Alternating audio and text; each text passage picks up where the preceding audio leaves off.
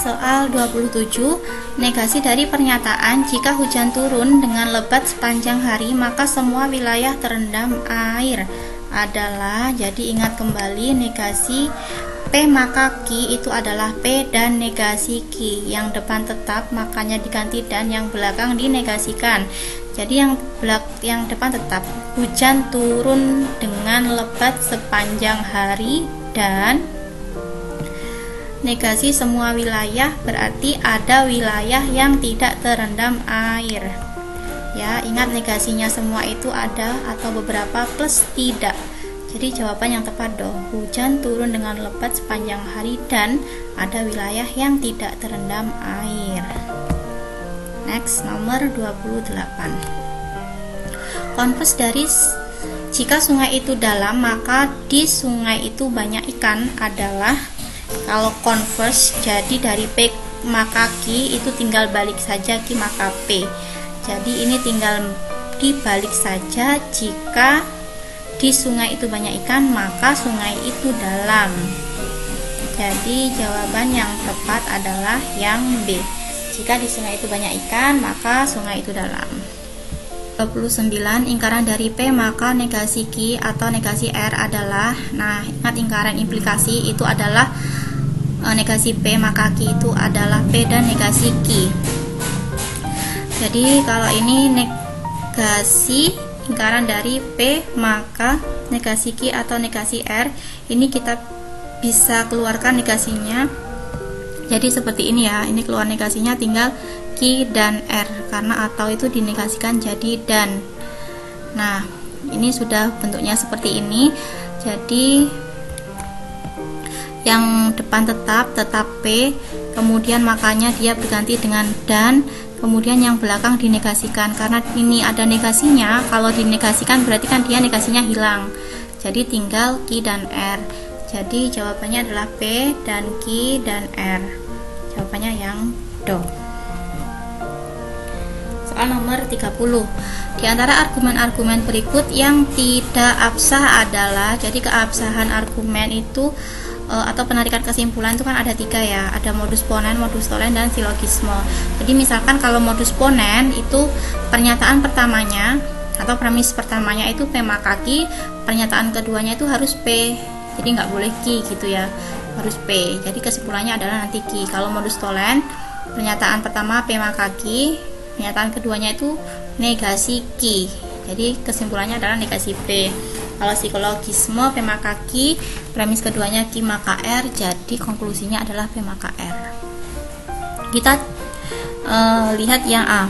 Jika hari ini turun hujan, maka petani tidak panen tembakau. Ternyata hari ini turun hujan, jadi premis keduanya itu adalah P. Nah ini berarti sah menggunakan modus ponen ya. Kesimpulannya yang ini petani tidak panen tembakau. Kemudian yang B, jika sepedaku rusak maka saya diantar ke sekolah oleh ibu. P maka Q, premis keduanya ternyata sepedaku rusak, premis keduanya itu P, kesimpulannya saya diantar ke sekolah oleh ibu, jadi kesimpulannya Q. Sama, ini juga memakai modus ponen. Kemudian yang C, jika saya tidak pergi ke sekolah maka saya membantu orang tua. P maka Q, kemudian premis keduanya saya membantu orang tua, premis keduanya kan Q, kemudian konklusinya adalah saya tidak pergi ke sekolah. Nah di sini kan premis keduanya tidak ada yang Q ya, ini tujuannya mungkin mau membuat modus tolen, tapi kalau modus tolen itu premis kedua itu harus negasi Q. Nah sedangkan ini hanya Q, jadi yang C ini tidak sah. Kita cek yang D. Dina pergi ke sekolah atau Dina pergi ke pasar. Jadi P atau Q itu ekuivalen dengan negasi P atau Q. P atau Q itu ekuivalen dengan negasi P maka Q. Jadi ini bisa saja Dina tidak pergi ke sekolah, maka Dina pergi ke pasar. Ternyata Dina tidak pergi ke pasar, jadi dia memenuhi modus tolen ya. Jadi pernyataannya, konklusinya Dina pergi ke sekolah. Nah jadi ini sah ya. Kemudian yang E, jika Edi sakit maka Edi tidak bekerja. Jika Edi tidak bekerja maka Edi tidak memperoleh gaji. Jadi jika Edi sakit maka Edi tidak memperoleh gaji. Ya, ini sah juga, dia pakai silogisme. Jadi jawaban yang tidak sah itu adalah yang C. Soal nomor 31. Diketahui premis pertama, jika musim badai maka nelayan tidak melaut. Premis kedua, jika nelayan tidak melaut maka harga ikan akan naik. Kesimpulan dari premis-premis di atas adalah ini bisa menggunakan silogisme. Jadi nelayan tidak melautnya kita coret, tinggal jika musim badai maka harga ikan akan naik. Jadi jawaban yang tepat adalah yang B. Soal nomor 32. Pernyataan di bawah ini yang merupakan kontradiksi adalah, kalau kontradiksi itu pernyataannya bernilai salah semua. Ya, jadi kita cek saja.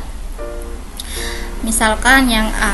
Nah, kalau dilihat di sini untuk jawaban yang salah semua, kita ngeceknya paling mudah itu yang implikasi seperti ini dulu.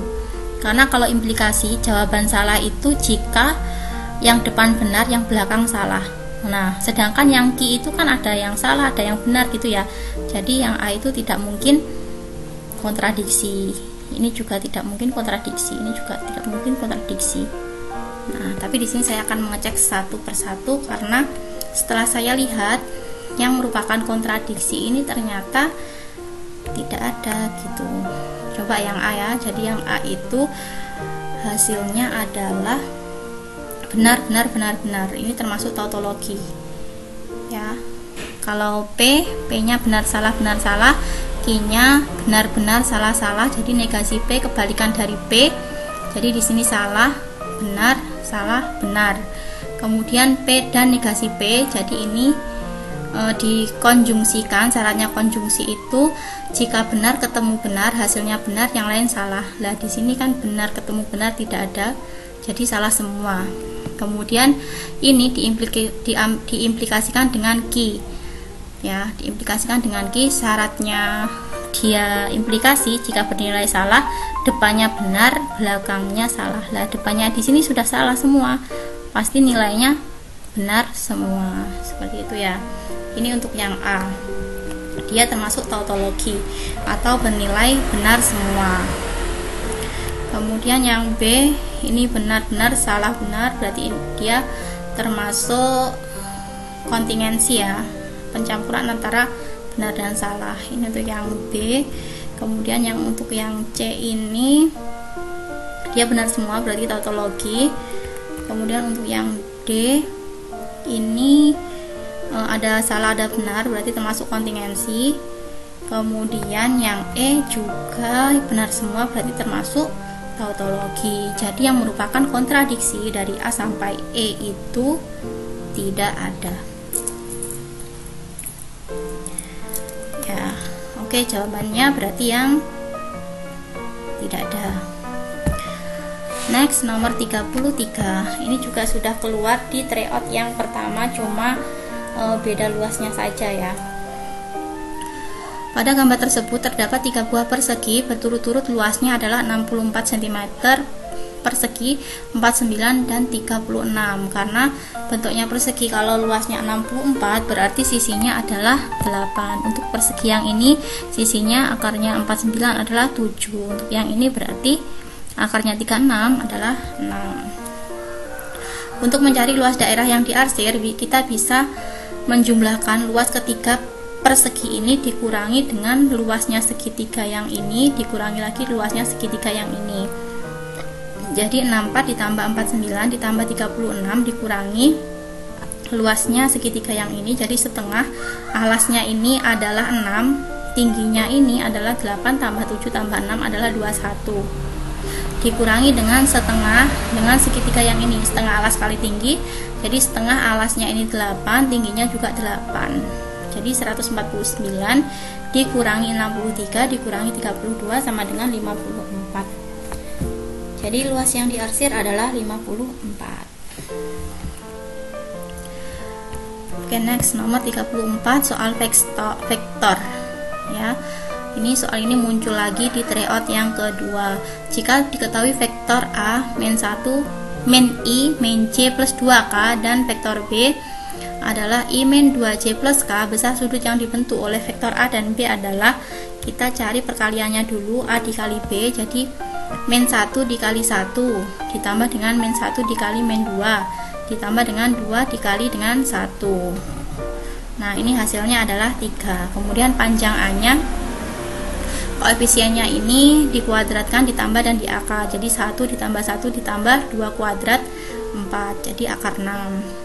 Kemudian panjangnya yang B ini jadi 1 kuadrat min 2 kuadrat ditambah dengan 1 kuadrat juga akar 6. Nah, cos alfa itu adalah A dikali B per panjangnya A dikali panjangnya B.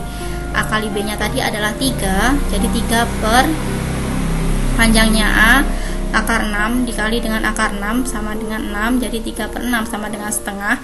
Cos yang menghasilkan setengah itu adalah 60, jadi sudut yang terbentuk adalah 60 derajat.